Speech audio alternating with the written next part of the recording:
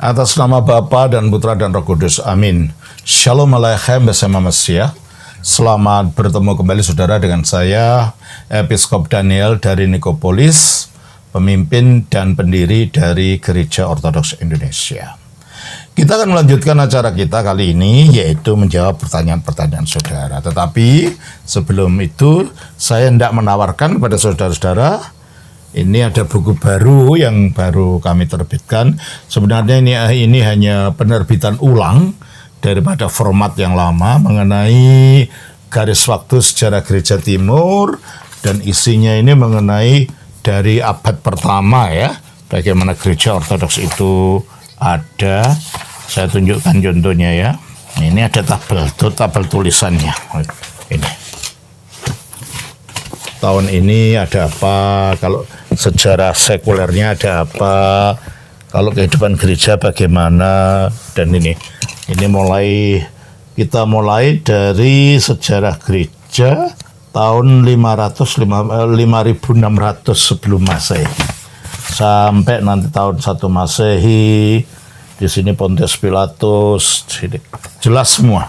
Jadi mulai dari abad-abad yang awal sebelum Masehi sampai sekarang di dalam Gereja Ortodoks ini sangat penting sekali saudara miliki, saudara, sehingga saudara mengetahui tentang sejarah gereja ini. Yang kedua, ada buku saku, buku kecil. Ini namanya Menjelaskan Tauhid Kristiani ya. Kalau ini terjemahan, kalau ini adalah karangan saya sendiri. Dan juga ini sejarah konsili dan kepentingan terhadap doktrin utama Kristologi. Saudara bisa nanti lihat belinya di Ibu Theodora Erawati, yang nomor teleponnya ada di dalam situ. Dan kalau saudara masih tertarik, saudara ingin mengetahui, mempraktekkan sembahyang ini macam-macam, ada sembahyang 7 waktu, sembahyang 3 kali, dan macam-macam. Saya jelaskan hal-hal yang menyangkut dengan peribadatan. Jadi judulnya adalah Kitab Sembahyang dan Doa-Doa Umat Kristen Ortodoks, Dasar Alkitab dan Penjelasannya. Jadi saudara bisa menghubungi Ibu Theodora Erawati. Oke.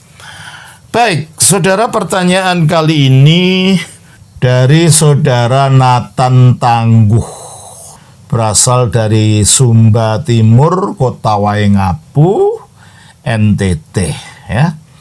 Baik, Pak Nathan menanyakan begini. Salam Romo, maaf mengganggu kesibukan Romo. Ya enggak apa-apa. Saya memang baru saja datang dari pelayanan untuk membuka cabang baru di Polonias. Terus saya ke Luwuk Banggai di Sulawesi Tengah, baru tiba hari Senin kemarin. Saya mengadakan seminar dan mengadakan pelajaran-pelajaran di sana. Jadi pertanyaan Bapak, saya ulang kembali. Salam Romo, maaf mengganggu kesibukan Romo. Saya mohon pencerahan dari ayat ini, Wahyu 3:14. Di dalam terjemahan baru. Dan tuliskanlah kepada malaikat jemaat di Laodikia, inilah firman dari Amin, saksi yang setia dan benar, permulaan dari ciptaan Allah. Terima kasih, Tuhan memberkati. Salam, Yonatan Tanggumara, bukan Tangguh ya, Tanggumara, Sumba, Nusa Tenggara Timur. Pak Nathan, terjemahan mungkin yang Bapak tanyakan adalah Yesus disebut permulaan dari ciptaan Allah. Apa yang diterjemahkan dengan kata permulaan dari ciptaan Allah itu di dalam bahasa aslinya adalah archi. Coba saya bacakan di sini dari bahasa aslinya. Tade, hal-hal ini, legi, o amin, kata sang amin, Omartis, sang saksi, Opistos Kealithinos, yang setia dan benar, Iarchi, tis ketiseos tutheu, archi dari ciptaan Allah. Archi dari ciptaan Allah. Nah, kata archi yang diterjemahkan di dalam terjemahan TB 1 sebagai permulaan ciptaan Allah itu sangat merugikan bagi umat Kristen. Karena itu bisa diartikan seperti yang memang orang-orang Saksi Yehova mengartikan, dan beberapa orang bidat-bidat baru mengartikan bahwa Yesus itu adalah permulaan ciptaan yang mula-mula. Padahal kata arhi itu artinya bisa penguasa, bisa awal dari sesuatu, bisa merupakan asal-usul. Jadi asal-usul dari ciptaan Allah gitu. Bukan permulaan dari dalam pengertian yang diciptakan pertama, bukan. Ya. Karena dan itu sudah dikoreksi di dalam TB2 terjemahannya. Yang dikoreksi bukan Alkitabnya, terjemahan Alkitabnya. Ini banyak orang menyalahartikan kitabnya orang Kristen selalu direvisi. Enggak, kalau bahasa aslinya tetap sama.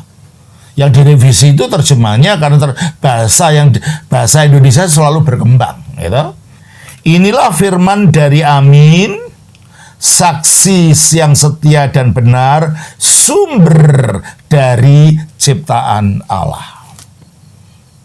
Jadi permulaan di situ seharusnya asal mula atau awal mula atau asal usul atau sumber. Jadi kalau begitu dengan jelas Kristus bukan ciptaan mula-mula, karena orang Saksi Yehova percaya bahwa Allah itu sebelum menciptakan apa-apa, dia menciptakan seorang makhluk malaikat yang akhirnya diberi nama Mikael sebagai permulaan dari ciptaan Allah, dan melalui dia Allah menciptakan makhluk-makhluk yang lain. Sehingga kalau kita baca dalam Kolose pasalnya 1 ayatnya yang ke 15-16, Ia adalah gambar Allah yang tidak kelihatan, yang sulung lebih utama dari segala yang diciptakan. Diciptakan terus Karena di dalam dialah telah diciptakan segala sesuatu. Nah, oleh terjemahan Saksi Yehova ditambah segala sesuatu yang lain. Oleh dialah diciptakan segala sesuatu yang lain. Jadi kalau gitu dia juga termasuk ciptaan. Hanya ciptaan yang permulaan diciptakan. Tapi jelas itu salah. Sebab mengapa Kristus disebut sebagai sumber dan asal-usul dari ciptaan? Ya karena dia itu penjelmaan dari firman-Nya Allah.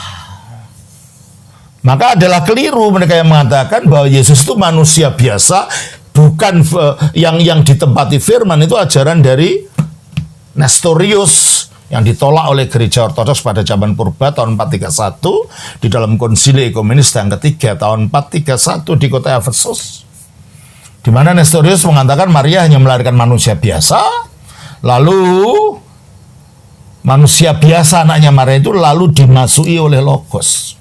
Jadi bukan Logos itu yang jadi manusia.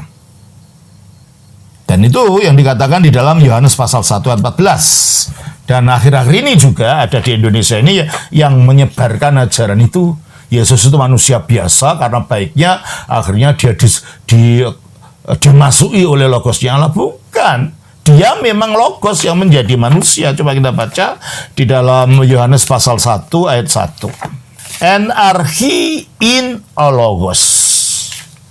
Pada mulanya telah adalah Logos itu. Kel ologos in prostonteon, dan Logos itu bersama-sama dengan Allah, satu di dalam Allah, seperti kata-kata saya itu satu dengan saya. Ke theos in ologos, dan Allah lah Logos itu. Jadi karena Logos itu satu di dalam Allah, dia bersifat Allah. Dan akhirnya ayat 14 dikatakan ke ologos, dan Logos itu sarx egeneto, telah menjadi daging. Jadi yang menjadi daging itu ya memang Logos itu menjadi manusia. Jadi bukan Yesus itu manusia yang baik lalu dimasuki Logos. Tidak, Alkitab dengan jelas mengatakan egeneto, telah menjadi. Apa yang telah menjadi? Logos sarx egeneto. Logos itu yang menjadi manusia. Dan logos ini atau firman inilah yang melaluinya Allah menciptakan segala sesuatu. Coba kita baca. Panda diaftu egenetu. Segala sesuatu telah jadi oleh dia atau melalui dia. Diaftu. Jadi logos itu menjadi sarana terciptanya segala sesuatu, maka dikatakan sumber dari segala sesuatu. Dan logos itu yang akhirnya menjelma menjadi manusia, namanya Yesus Kristus. Oleh karena itu, di dalam karena logos itu menjadi manusia Yesus Kristus, di dalam 1 Korintus 8 ayat 6 dikatakan begini. Tetapi imin bagi kita isteos. Hanya ada satu Allah saja, opatir. Betul? Sumber kealahan dan kalian itu satu, yaitu Sang Bapa. Exu tapanda yang segala sesuatu berasal daripadanya. Keimis is afton, dan kita bagi dia, atau bagi dia kita ada. Terus Keis Kyrios, Yesus Kristus, dan satulah Tuhan Yesus Kristus, viu yang melaluinya atau yang olehnya tapanda segala sesuatu, keimis diaftu, dan kita ada melalui dia. Berarti kalau gitu menurut ayat ini, Yesus Kristus itu yang melaluinya segala sesuatu telah dijadikan. Coba terjemahan bahasa Indonesia bunyinya apa itu? 1 Korintus 8 dan 6. Namun bagi kita hanya ada satu Allah saja, yaitu Bapa, yang daripadanya berasal segala sesuatu, dan yang untuk dia kita hidup.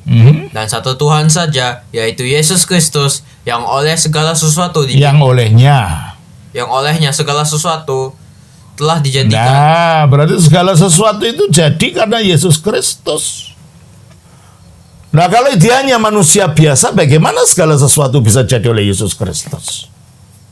Berarti kalau segala sesuatu menjadi Yesus Kristus, itu nama manusianya, berarti dia adalah logos itu yang menjadi manusia. Bukan dia orang dimasuki logos. Ya, Yesus Kristus itu logos yang menjadi manusia. Makanya dia ini dikatakan sebagai sumber dari segala sesuatu, asal-usul dari segala sesuatu. Karena Allah menciptakan segala sesuatu melalui dia. Kita baca juga di dalam Ibrani pasal 1 ayat yang kedua. Maka pada zaman akhir ini, ia telah berbicara kepada kita dengan perantaraan anaknya, yang telah ia tetapkan sebagai yang berhak menerima segala yang ada. Oleh dia, Allah telah menjadikan alam semesta. Nah, oleh dia, oleh anak ini, Allah telah menjadikan alam semesta. Oleh logos ini, Allah telah menjadikan segala sesuatu. Dan di dalam dia, yaitu gambar Allah ini yang adalah Yesus Kristus, segala sesuatu ini ada. Dan dalam Tuhan Yesus Kristus yang satu ini, segala sesuatu telah dijadikan. Jadi orang yang mengatakan bahwa Yesus itu bukan logos itu, bagaimana menjelaskan Yesus itu menjadi sarana penciptaan? Kalau dia bukan logos itu. Jadi jawaban kita apa? Ialah Yesus Kristus disebut sebagai architistikeus titeu, permulaan dari segala ciptaan Allah, artinya dia menjadi asal mula atau menjadi asal usul, menjadi sumber dari segala ciptaan yang ada ini, karena dialah firman yang melaluinya Allah menjadikan segala sesuatu.